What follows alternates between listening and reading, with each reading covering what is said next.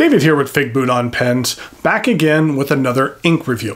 What I have for you today is a brand new ink from Robert Oster, which is available exclusively through the Carolina Pen Company. And that ink is called Carolina Blue. What I'm going to do today is give you a little background on Robert Oster as well as the Carolina Pen Company. We'll take a look at the ink. I'll talk a little bit about a movie. If you haven't seen any of my ink reviews before, I like to tie in a film, and I kind of like to discuss a bit about it during the writing sample.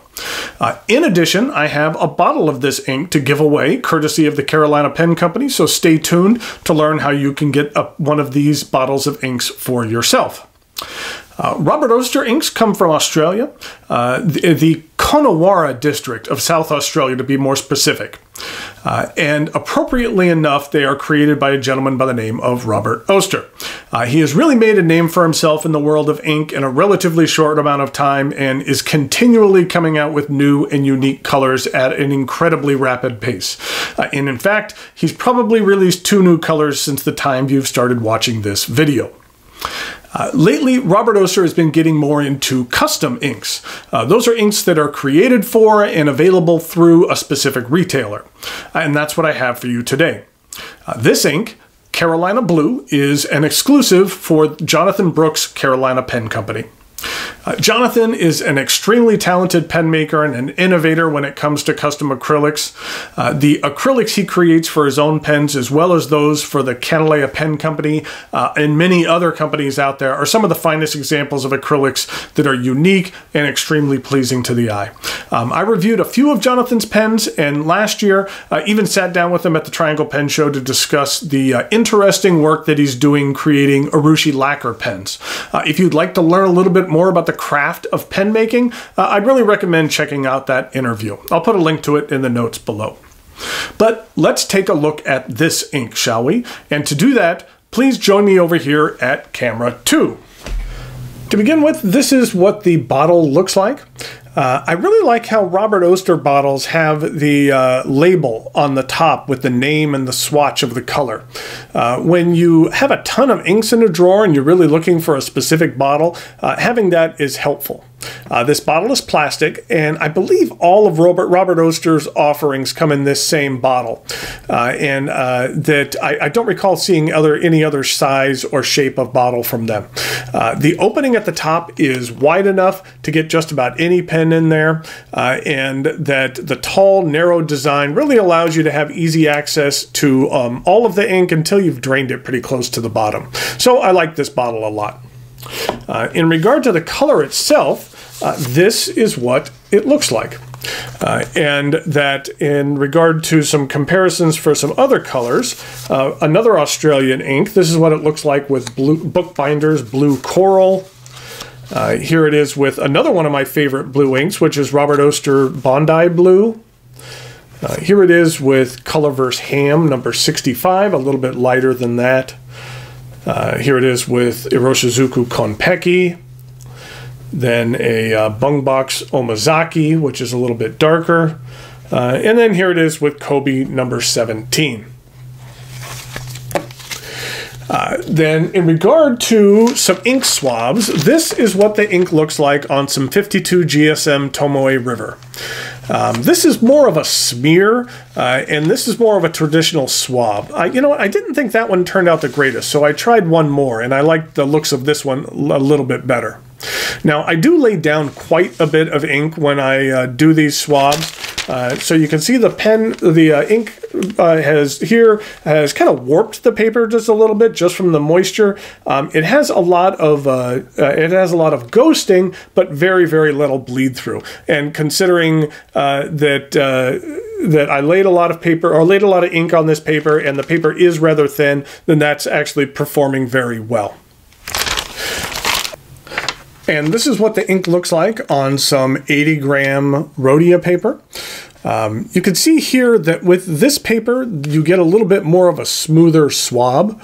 I would say that there is very little ghosting or bleed, if any, and really nothing through here at all. I would also find that the shade on this ink is very high, but that I would say that there was a medium sheen. It's kind of a reddish sheen, but nothing too over the top. In regard to pens for this review, first of all, I have a 2.4 millimeter Pilot Parallel that I use for the top as well as the passes. And then in regard to the main pens, first up I have a pen from a brand called Live In You, and this is the Live In You She You. This is some amazing acrylics, and it's really a pen that I need to review sometime in the near future. So we have the Live In You She You. And this is a fine steel nib. And then, next up, we have a pen, appropriately enough, from the Carolina Pen Company. And this model is called the Aiken, and it is in Cumberland Ebonite. So, we have the Carolina Pen Company.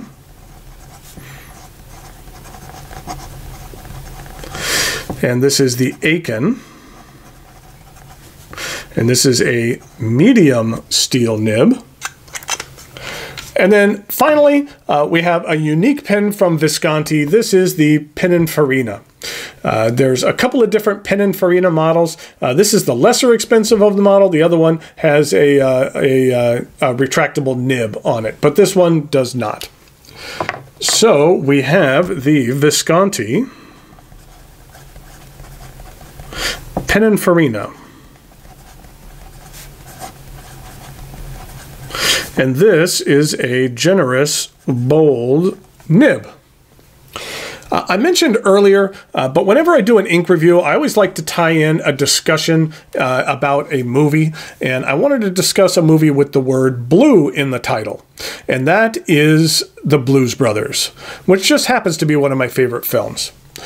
Jake and Elwood Blues were characters created in the late 1970s by John Belushi and Dan Aykroyd for Saturday Night Live, which is a comedy sketch television show here in the United States. The plot of the film is somewhat simple.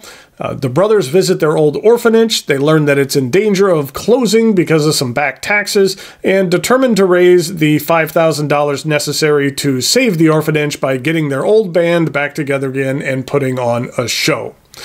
So, in regard to some quotes from the film,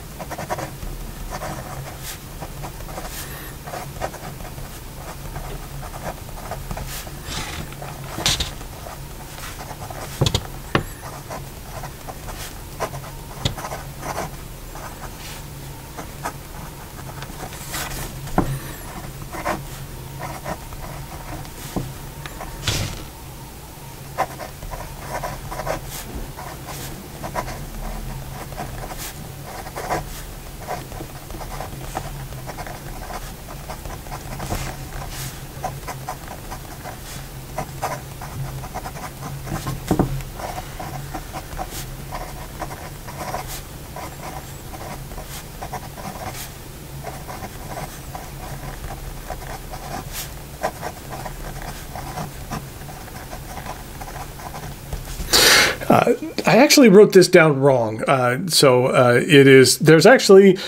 says there's 106 miles to Chicago. We've got a full tank of gas, half a pack of cigarettes, it's dark out, and we're wearing sunglasses. I feel the greatness of a movie can directly be correlated to the amount of memorable moments and quotable lines it contains. This film has tons of moments and quotable lines. It's directed by John Landis and has a cast of amazing actors and actresses as well. There's tons of cameos, everyone from Steven Spielberg to Frank Oz to Paul Rubens, who all make appearances. This film is almost 40 years old, and it's still relevant as a pop culture reference today. Okay, now for the second quote.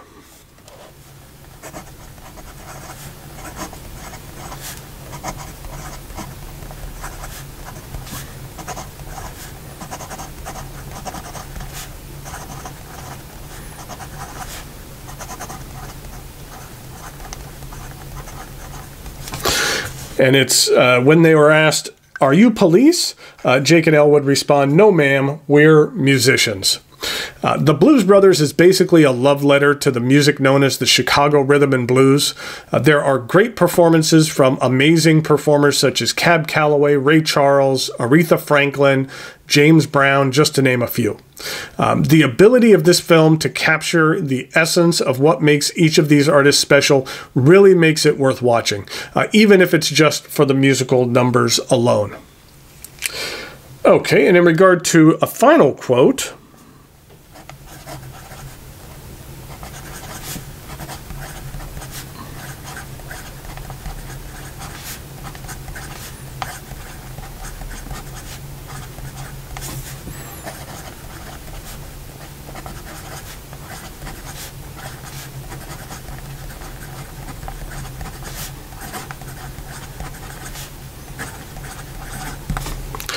it's, "They're not going to catch us. We're on a mission from God." The last year when I was visiting some family in San Francisco, one night we went out to the Castro Theater and saw the Blues Brothers. It was very, very cool. I had never seen the film in a theater, so it was just awesome to see it on a big screen. And if you're ever visiting the San Francisco area, it is well worth the visit. The Castro District of San Francisco is a very colorful neighborhood and an interesting place to hang out. I find the ink flow on this particular ink to be medium. And in regard to drying time, I find that on both the fine and the medium, it's pretty much dry a little bit after 15 seconds. I do find that this ink really speaks to the history of South Carolina, with indigo blue being the state color. That was something that was very important to Jonathan Brooks when this color was being created. He really wanted it to speak to the history of South Carolina. There's a hint of violet to this ink. South Carolina's indigo crops in the late 1700s were more violet than blue. And then finally, so this is a color which represents the South Carolina of present while hearkening to its past. Okay, and let's take a look here at a water test. Get a little bit of water on here. And while I'm letting that soak in, let's take a look at some chromatography. I think doing these chromatography tests is kind of fun to see how the colors break down. You can see how the blue separates, and there's a little bit of green and a little bit of violet and a little bit of indigo. And then finally, once it dries, it actually dries a little bit lighter than it is when it was wet, and you can see how the colors break out there. And I just think that's kind of cool, where you can see approximately how much color makes up the full breadth of this color. And in regard to this water test, this ink does not contend or does not claim that it is waterproof, and that's pretty much the fact here, that a lot of this came on. So I wouldn't necessarily say that this has much in the way of waterproof properties. When I was young, my parents would take my sister and I to concerts, artists that I would have never otherwise seen. Ella Fitzgerald, Cab Calloway, many others. As a kid, I didn't appreciate as much, but as I've gotten older, I've grown to appreciate being exposed to new and different kinds of music and seeing some amazing performers while they were still with us. I feel the same about the Blues Brothers movie. It's an opportunity to see and hear what made these performers some of the greatest ever. If you try explaining the importance of John Lee Hooker to someone today, it might be tough. But if they watch this film and see him belting out Boom Boom on a crowded Chicago sidewalk, they just might understand. Thanks go out again to Jonathan Brooks of the Carolina Pen Company for providing this ink for review and for sending along an additional bottle for me to give away to one of you. If you would care to win a brand new bottle of this ink, all you need to do is be a subscriber to this channel and leave a comment in the notes below on YouTube or on Patreon. Today is Wednesday, February 20th, 2019, and you have until end of day on Friday the 22nd to enter. In regard to a comment topic, this ink was created to represent South Carolina. If an ink was created to represent where you're from, let me know what color you feel that would be and why. The comment topic is just a suggestion and not required to enter the contest. I'll be back again soon with another pen review. So until next time, thanks for watching, and I'll talk to you later.